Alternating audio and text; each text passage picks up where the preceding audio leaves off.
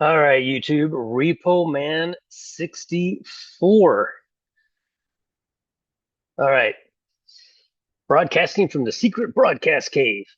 I have been working on a snippet of a timeline. As you know, I always start the year on March 17th. It was a Thursday. Wednesday is when God created time, and the first day of time was a Thursday. Uh, I don't want to go through all that, but if you don't start the year on a Thursday, um, then you don't get to the cross on a Wednesday. You don't get to the first day of creation on a Sunday. It's worked out throughout the entire timeline. But this timeline that I built, um, I had mentioned in my last video that what if the 3 days that Jesus walked with man, like when he rose and he walked with them on the road to Emmaus, and then he showed up to Thomas in the upper room, and then he uh, appeared to them on the shore with bread and fish. If they counted towards the 40, and it was like 3 and then 37. But then I'm laying in bed, about to go to sleep, and it hits me. The sign of Jonah is the last sign that will be given to a wicked and adulterous generation. What does that mean? Does that mean that we're not to understand the sign of Jonah, or does that mean that that sign is only given to the wicked? We aren't going to see the completion of that sign. While I think we're in it right now, we're not going to see the completion of it because we're going to be raptured. So then who is it given to? Is it given to the tribulation saint and the Jew, just the tribulation saint, or just the Jew? We find that answer in the Bible, and I'm going to show you the verses that explain that. When we are caught up, the tribulation saints will not know when they're leaving. By seal 6, they'll all be there. To be absent from the body is to be present with the Lord. They will die. They will die and they will go to heaven. I think we see approximately how many there are currently in this day and age in seal 4, where a quarter of the planet dies, 2 billion people. We have no idea how many people prior to that event were, we could call them tribulation saints, or we could call them workers of salvation. They think they've contributed something to their salvation. Um, so without getting too deep into that, again, that subject is more for Wayne Fowler over at We're the Overcomers. He's done a lot of work on that. That's his piece of the puzzle, and I listen to him for that. And most of his studies, if you go to his YouTube, We Are the Overcomers, you'll see his studies on that very subject, and it's really interesting what he has to teach. Um, so I won't get into that.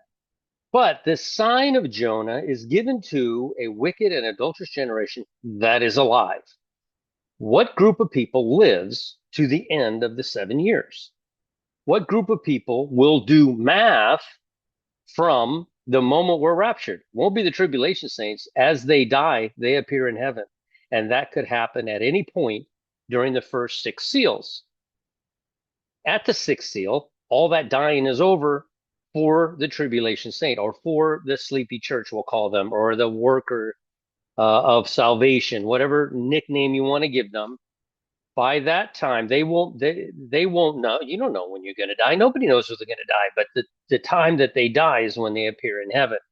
There's only one group going to heaven alive, and that is a pre-tribulational rapture, and we call ourselves the bride. We call ourselves those who rule and reign with Christ. There's different terminologies, but there is only one rapture of the living. After that, we see in I forget, it might be in my pictures, but we see them being gathered by the angels. We will be changed. The dead in Christ will rise first. They'll be changed and they'll be caught up in the clouds with Jesus. No angels are involved. We, which are alive and remain, will be caught up with all of them in heaven. The pre-tribulational rapture bride, whatever you, the ones that rule and reign with Christ, whatever you want to call us, will go up at that time. There is no one after that going to heaven alive. the tribulation saint will die for the word of God. In other words, that verse does not say they'll have to lose their head by refusing the mark. That's not what it says. What it says is they will be believers in Christ, and somebody, perhaps during the tribulation, will come to steal their goods and shoot them and kill them.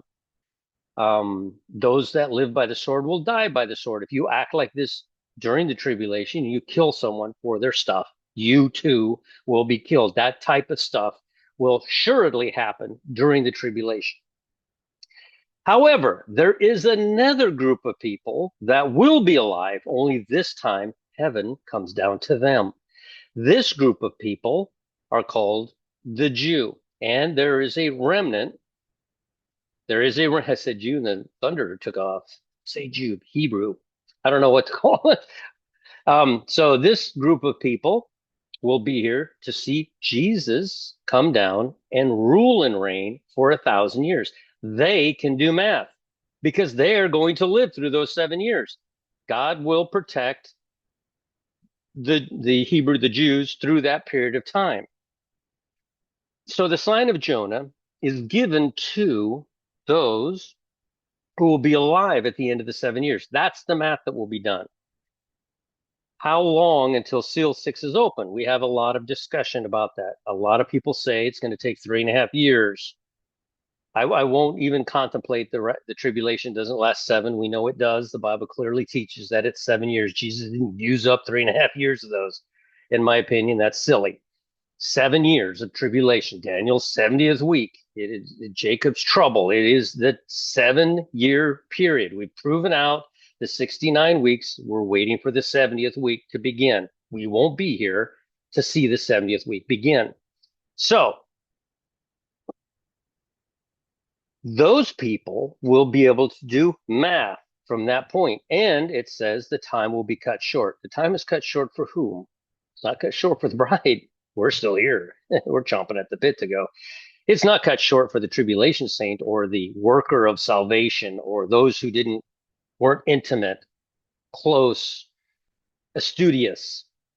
There's a million different terminologies you can use to why a group of people will be left behind. We know it's mostly the people that go to church.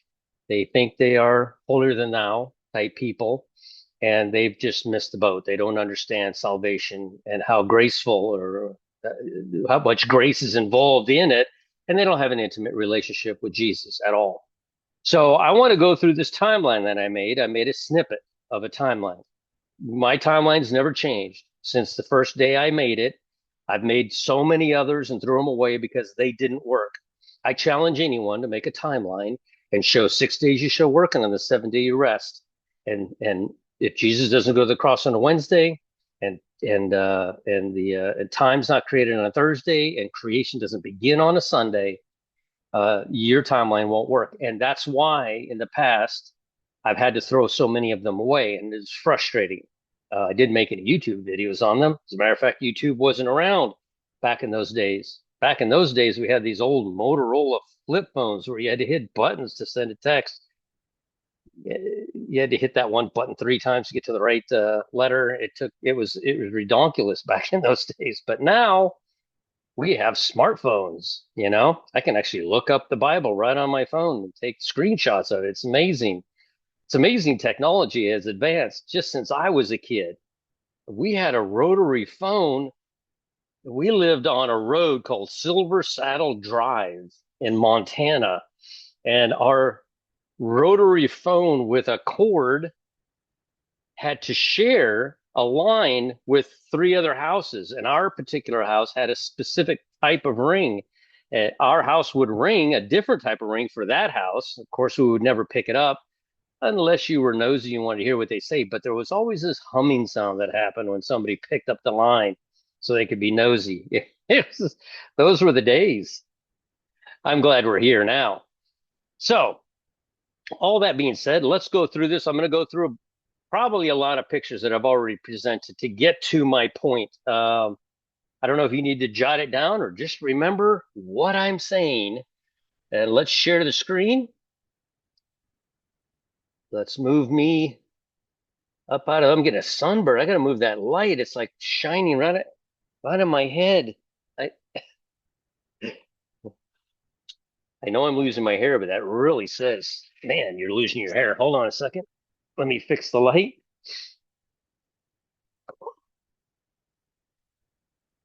Ugh. Okay. Whew. I'm convinced that if you have a full head of hair now, you'll be bald in heaven. No, I'm just kidding, because I'm gonna have a full head of hair in heaven. It's gonna be great. All right. I don't know what this means. All right, let me get this out of the way and let me share this. Quickly, let me go through this. Remember 4 months, very important, 4 months. Um, 4 months from uh, where am I at? Oh, from May 14th, 4 months looking ahead, you're looking at trumpets. And you know this group of people that say, no, we're not going until trumpets. I'm not saying that there are any kind of group of people. I'm just saying there's a good sized group of people that think we're going at the last trump, and they will cite the Feast of Trumpets. But there's a verse here that says, wait a second, look back 4 months. What do you see when you look back 4 months? We see Israel becoming a nation on May 14th. June, July, August, September. September the 14th at sunset, going into the 15th, is the Feast of Trumpets. So, uh, and when I built this timeline, so much of that type of stuff just jumped out at me. It just jumped out. It all made sense. So lift up your eyes and look on the fields. They are white already. The bride shows up and are given a brilliant white robe. It doesn't actually say given. We just have them. Suddenly we have, we'll probably be changed here with the brilliant white robe and go up in the brilliant white robe. But the tribulation saints will have to wash their robes white in the blood of Christ. They are a different group of people. All right, let me go quickly through this. Yeah, that's what I was telling you about. Now, Israel became a nation on May 14th at midnight in Israel. Technically, in Israel, at sunset on the 14th, it was already the 15th. So by midnight, it was well into the 15th of May. So I count from the 15th of May. This is similar to the Revelation 12 sign, where they say it happened on the 23rd because they wanted it to almost match the Feast of Trumpets, which started on the 22nd. They couldn't quite get it to match, but on my timeline that I built, the Feast of the Day of Atonement is the day that the Revelation 12 sign happened. It did not happen on trumpets. So anyway, Israel became a nation on May 15th. September 14th, we see 4 months, and that's trumpets. All right. This is where I made my mistake on the original timeline. Again, the timeline is fine, but certain events, snippets. Remember in the last video, I says, if you want to create a snippet, that's fine, but you have to create the whole timeline out in order to verify your snippet. And so, what I did was create the whole timeline and then went in and researched snippets. And I had this one wrong. I had that Ascension Day was on May 30th and Pentecost was on June 6th. I was off by 2 weeks. And the reason I was because of this verse right here. I misunderstood it. And I'm not infallible. I make mistakes. And when I find them, I want to correct them and make a video about them. And when I found this one, because I said, I really don't understand why Israel became a nation on May 14th. It makes no sense. It falls near nothing except for those 4 months to trumpets. Otherwise, it makes no sense until it did. And now it does. And I'll show you why it does. There is one verse that I could find, just one, Leviticus 23:9. That's Nisan 10, and that's March 26th. That is the triumphant entry. It was a Saturday. On a Saturday, they crossed over into the promised land. This is the moment right here where God changes the Sabbath from Saturday to Sunday. Some people don't like the word change because they say God doesn't change. You're right, he doesn't, but he sure does change his mind about destroying the planet and saving 8 people and putting them on an ark. He changes his mind and helps and creates Joshua's long day. Is it Joshua's long day? I think it's Joshua's long day. Somebody will correct me in the comment section. And he sure changed his mind. He says, I will never do that again. I did that once, but I won't do that again for mankind again.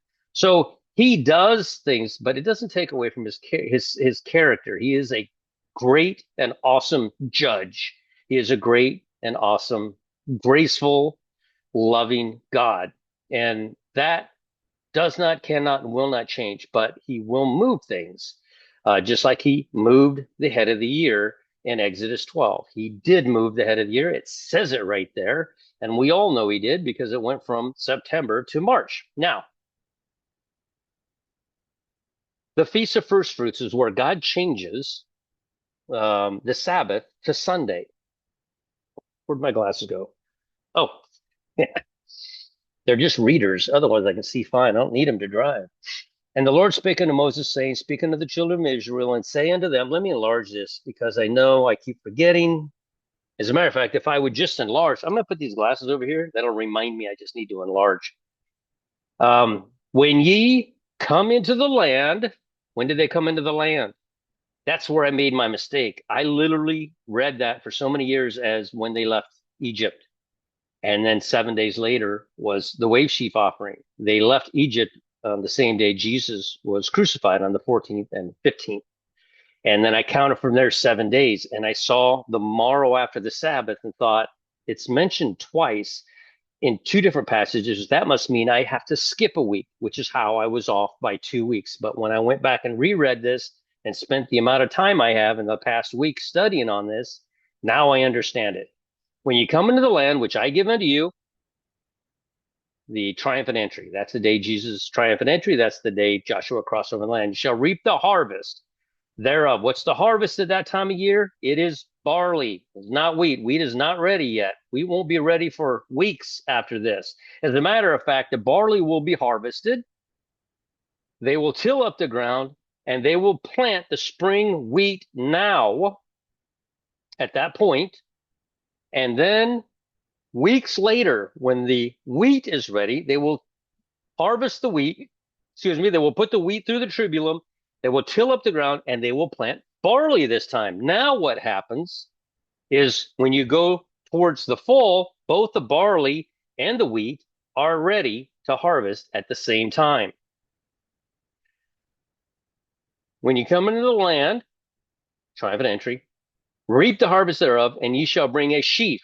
This is not the 2 loaf wave offering. This is a sheaf of barley of the first fruits of your harvest unto the priest, and ye shall wave the sheaf before the Lord to be accepted for you on the morrow after the Sabbath. 1 week has passed here. This is a whole week. Saturday is when they crossed over. They harvest the following Saturday, and then the day after. Now it is Sunday. This right here changes the Sabbath from Saturday to Sunday. April 3rd is the day Jesus rose. We only find this verse one time. So we go from Nisan 10 to Nisan 18.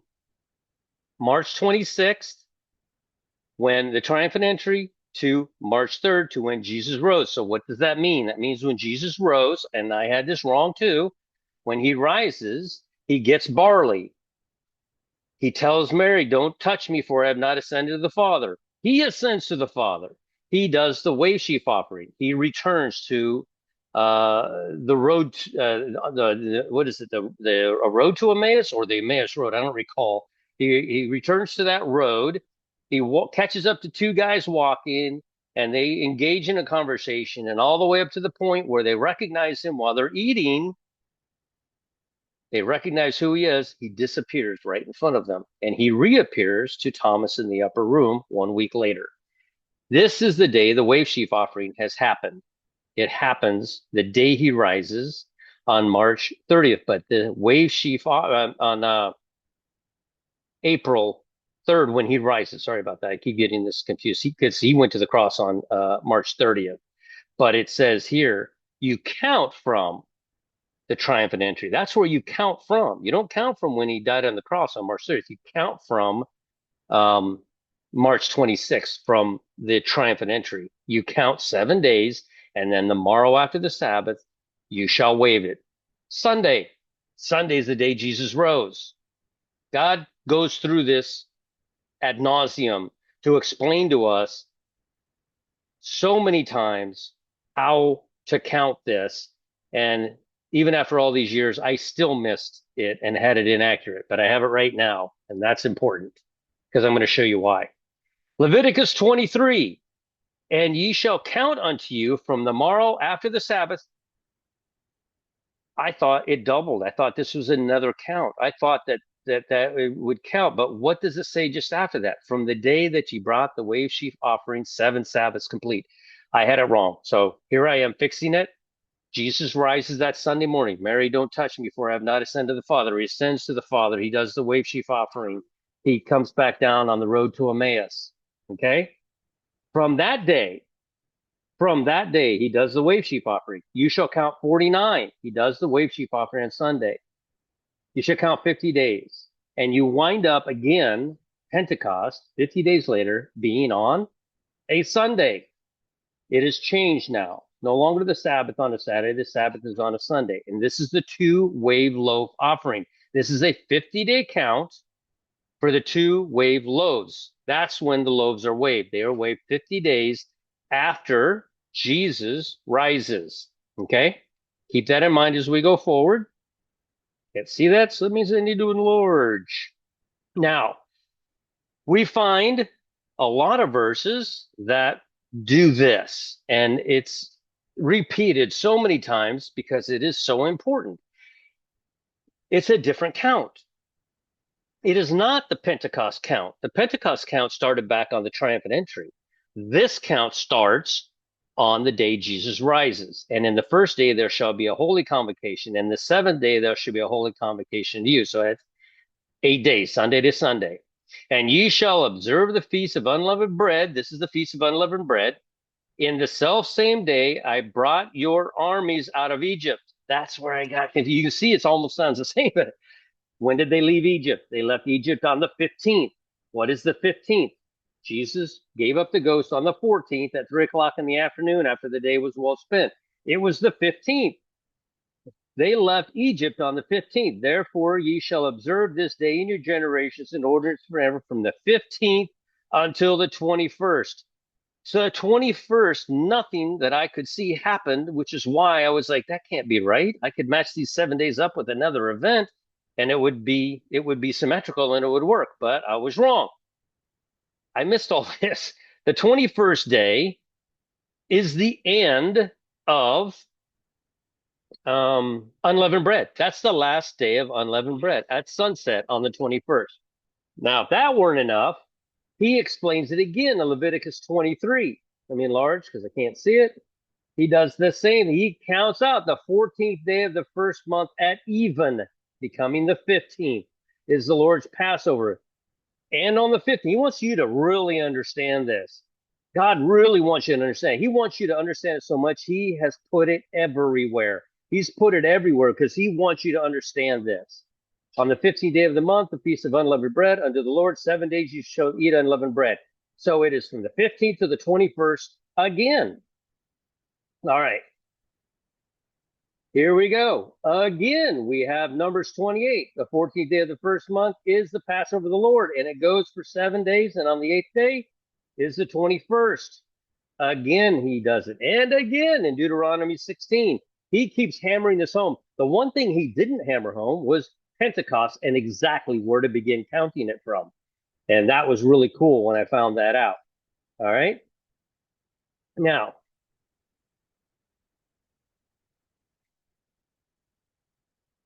I don't know why I have this one here. Somebody must have sent me some. Say among the heathen that the Lord reigneth. The world also shall be established, that it shall not be. Oh, somebody was arguing with me about this passage in flat earth. And what this means is the earth is in. Oh, this is a discussion I put a comment in on, I'm going to forget his YouTube. Yeah, maybe I could look it up real quick. I'm going to forget I have forgotten his YouTube, but I made a comment. Let me see if I can find just my comments here. I don't know if I'd be able to find it.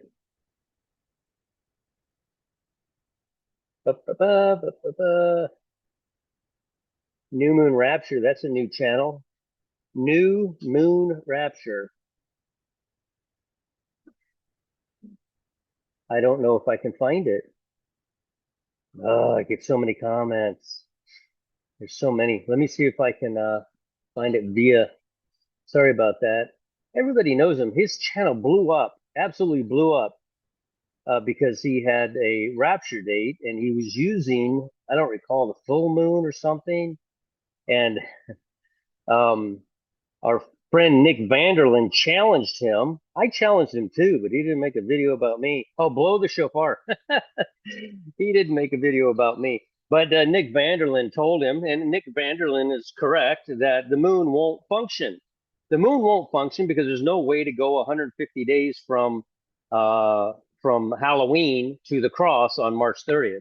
The Bible says you must go 150 days, but you can't do that if you use the moon. And then Blow the Shofar guy said, no, back then there was 360 days in a year. That's it. That's why those 505 days could.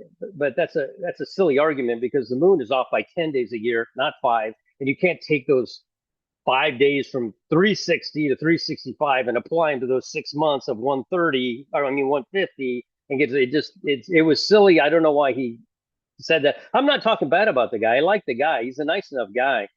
But I sent him this, and I'm like, the earth, when the Bible says this, say among the heathen that the Lord reigneth, and the world also shall establish that it shall not be moved. He shall judge the people righteously. The earth shall not be moved. That's not enough. Okay, let's go here. Who laid the foundations of the earth that it should not be moved forever? And a lot of people use this to say, oh, it's a flat earth because of that. No, what this means is the circuit of the earth going, the sun that we see going in the figure eight, and the cycle of earth spinning at a specific speed and going around the sun at a specific speed has never changed since creation. The sun, or the earth going around the sun, has always been spinning 364 times as it makes one cycle around the sun from a distant star. That's the stellar calendar. That's the Enochian calendar. I hear so many people go, the solar Enochian calendar. The Enochian calendar was not solar. While he recognized the solar, we had to. High noon had to stay high noon. We had no choice but to recognize the solar calendar because we have to wait 4 minutes a day for high noon to match up each day so we know exactly how much time is in a day. That's why we wind up with 365 and a quarter days. There's nothing evil about it.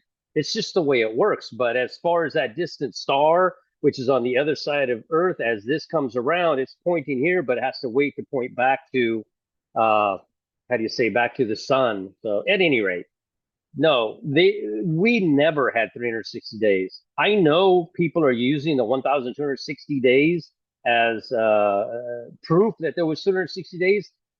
That's and I could go into a whole video about that. Honestly, I could go into an entire video about that. There never was 360 days ever. There was always been 364 days. Pre-flood, from creation, all the way through the 1,000-year millennium, the earth will rotate 364 times in relationship to a distant star, 365 and a quarter times for realign solar noon every day on the sun. All right, sorry about that. I didn't mean to. I should have deleted that before I got there, but I felt like I showed it to you, so I had to explain it. My bad. Now, Luke 12 is speaking to the bride. And he said unto the people, when ye see a cloud rise out of the west, straightway ye say, there cometh a shower. And so it is. And when ye see the south wind blow, ye say, there will be heat. And it cometh to pass. Ye hypocrites, ye can discern the face of the sky and of the earth, but how is it you do not discern the time? Who's he talking to here? He's not talking to the bride. It's written in Luke. Who's he talking to? He is talking to probably the tribulation saints. We're gone already. The sign of Jonah is a sign that we will never see its completion because we'll be raptured before the sign of Jonah is completed. We are the last moment of the sign of Jonah. We're that moment while Jonah was sitting underneath the tree that God made grow up and keep him cool, and then shriveled it up on the 40th day when nothing happened in Nineveh. As a matter of fact, the Ninevites are coming back, these people who were wicked and who Jonah wanted to watch them be judged, who was furious that they weren't judged. Those people, terrible, wicked people, will be judging during the white throne judgment. The Ninevites will be doing that during that period of time. Why? Because salvation is available to everyone. It is a free gift. Salvation is possible for anyone, including people as terrible as the Ninevites. Nineveh was ultimately destroyed because the children of them wound up going back to those ways. But those people who sat in sackcloth and ashes, they were saved. They were always saved. But the following generation, Nineveh, was ultimately destroyed. That generation was not saved. All right. So notice here in Luke 12:54, interpreting the present time, it references Mark 8:11 and Matthew 16. Mark 8, Matthew 16, 12. That's kind of interesting. 8, 12, 16. Huh. It literally jumps by 4 on each one, by 4. All right, so, but there's no mention here, even though it cross-references these other two, no mention of Jonah here. Why doesn't it mention Jonah? It's not for us. We're gone before Jonah. Here in Mark 8, the Pharisees seek a sign. Pharisees are the Hebrew people, the Jews. And the Pharisees came forth and began to question him, seeking him a sign from heaven, tempting him. And he sighed deeply in the spirit and said, why doth this generation seek after a sign? Why would the tribulation saints seek after a sign? If you are a Jew and you're going to live through 7-year tribulation, are you going to see anything when that tribulation saint dies? Do we see anything when a human dies right now? Some people claim that they felt the room get a little cooler or something, but do you actually see anything when a human being dies now? The answer is no. The tribulation saints will be dying. They will be absent from the body. They will be present with the Lord. They will show up. They will receive palm branches and a washed white robe. They are the reason why, in East Side, deep in the spirit, why does this generation, why would the tribulation saints want a sign? They don't get a sign. They die to go to heaven. Verily I say unto you, there shall no sign be given unto this generation. No sign. And he left them, entering into a ship and departed to the other side. This generation, what generation? The tribulation saints get no sign. You don't know your death date, and nobody knows when you died that you went to heaven. You just died. They'll have to clean up your body, but you just died. When you get to heaven, you'll get a new body. That body is not going to disappear and go to heaven. Unless somebody could correct me on that, which I believe is accurate, I think they have to bury your body and you appear in heaven, and at a later time, you will be reunited with that body in its changed form. When, I'm not sure. Is it the white throne judgment? I really don't know the answer to that one. It is raining here and it's really getting loud. Now, here in Matthew's speaking to the Jew. We read down, referencing 12, 8, and 16. 16 is to the Jew. Something changes. Something changes in Matthew. Now, a wicked and adulterous generation seeketh after a sign, and there shall no sign be given unto it but the sign of Jonah, the prophet Jonas. And he left and departed. He adds this part right here, but the sign of the prophet Jonah. He adds this part in Matthew. Very interesting that he adds that. So here's the timeline that I built. Now, remember what I said. Triumphant entry, 7 days, and you wind up 7 days later is the wave sheaf offering, is what it says. Triumphant entry, 7 days later, they perform the wave sheaf offering. Triumphant entry is a Saturday. Wave sheaf offering is a Sunday. This is the moment where they change Saturday to Sunday. It's April the 3rd. It's 3 o'clock in the morning, Nisan 18, and Jesus rises. He rises on a Sunday. This is the beginning of unleavened bread. This is the day Jesus rises. He goes up, performs a wave sheaf offering on our behalf, and he returns to the Emmaus Road, and they recognize who he is, and then he just disappears in front of them. Now, what is the sign of Jonah? That's where I realized that the sign of Jonah is actually 84 hours and 40 days. We see the story of Jonah. He gets on a boat, and he's been out there long enough, and the waves are going crazy that he's in the boat sleeping. They come down and wake him up, say, "What are you doing? You don't know what's going on?" And he said, "I think that God's doing this because of me." And I even heard an extra biblical teaching that said as soon as they lowered him down into the water, the storm stopped. So they pulled him back up in, and it started again. Then they lowered him down, and the storm stopped. Then he picked him up, and it went crazy again. And so I don't know if that's accurate. It doesn't say that in the Bible, but ultimately, what did they do? They threw him overboard. I'm guessing it's 3 o'clock in the afternoon, the same time Jesus gave up the ghost on the cross. He spends 3 days and 3 nights in the belly of the whale. He's spit out on the shore.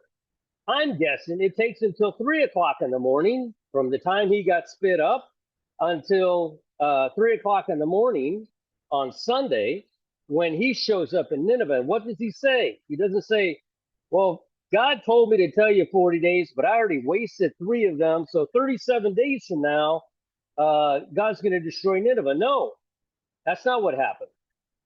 What happened was he said, "In yet 40 days, God will destroy Nineveh," something he wanted to have happen so badly that he got swallowed by a whale for 3 days. So the sign of Jonah is 84 hours plus 40 days. We have the original 7 days plus 40 days. I wanted to show you that. 7 days, remember we count 50 days to Pentecost. Pentecost is here. This is the 2-loaf wave offering. It's really raining hard here, so I'm yelling. Hopefully you're not being overwhelmed by the sound of the rain beating on the broadcast cave. All right. That's Pentecost. This is the 2-loaf wave offering. Jesus goes to the cross on March 30th. It is a Wednesday. It's sunset. 3 o'clock in the afternoon, becoming Nisan 15. 84 hours later, Jesus performs the wave sheaf offering. You count from there 50 days. You go 50 days, and you land on May 22nd, Sivan 7 at sunset. It's actually Sivan 6 at sunset. This is the day that I had on my timeline that Enoch rose. I don't know if Enoch was born and rose on Sivan 6, but that's the day. That's Pentecost. That's the day the Holy Spirit was given, on Pentecost. Now, I was sitting there contemplating these 84 hours because I found the 84 hours a couple of years ago that Jesus, and I've made many videos on it, that Jesus was actually in the grave for 84 hours. 84 hours from the moment he gave up the ghost to the moment they saw him. Let's say, to the moment he revealed himself to Mary as being the gardener, now being Jesus, 84 hours later. So I said, I see some symmetry here. This is kind of where my brain goes. I have to build timelines so I can fully see the symmetry. And something happens. Something crazy happens when I go through all of this. Jesus gives up Jesus gets crucified on a Wednesday, gives up the ghost. It is Nisan 14. On Sunday, he rises. On Wednesday, it's the end of Passover. Remember what we read about Nissan 21 from April 6th to, from where was that at? 7 days. Yeah, from here, from the cross to here, the end of Passover, Nissan 21. It's a Wednesday. Then a Sunday. That's the day he saw Thomas in the upper room. Oh, then a Sunday again. That's when he was on the shore with bread and fish. Oh, look, it's a Wednesday. What happened on Wednesday? That's what the first sign of the sign of Jonah, 84 hours and then 40 days. The second sign of Jonah, 84 hours and then 40 days.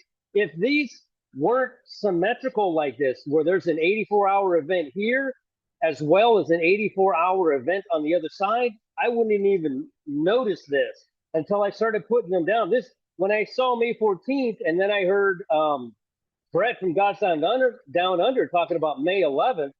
I was like, Wednesday, Sunday, Wednesday, Sunday, Sunday, Sunday, Wednesday, Sunday, Wednesday. I, I was like, all right, there's some symmetry here that God wants me to see. Let me sit down and build a timeline on the symmetry. We have 84 hours and then 40 days. 84 hours later, we have 84 hours and then 40 days. 84 hours later, we have 84 hours and then 40 days. And then we have the final 84 hours leading us to Pentecost. We have Israel, a nation. We have 84 hours later, Ascension Day. And then 84 hours later, we have Pentecost. In my opinion, we could have a rapture at any moment on whether it be Israel becoming a nation on May 14th, Ascension Day on May 18th, and Pentecost on May 22nd.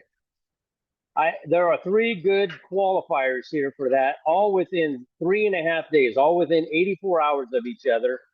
I posted this in my timeline. I don't want to take you off too long here.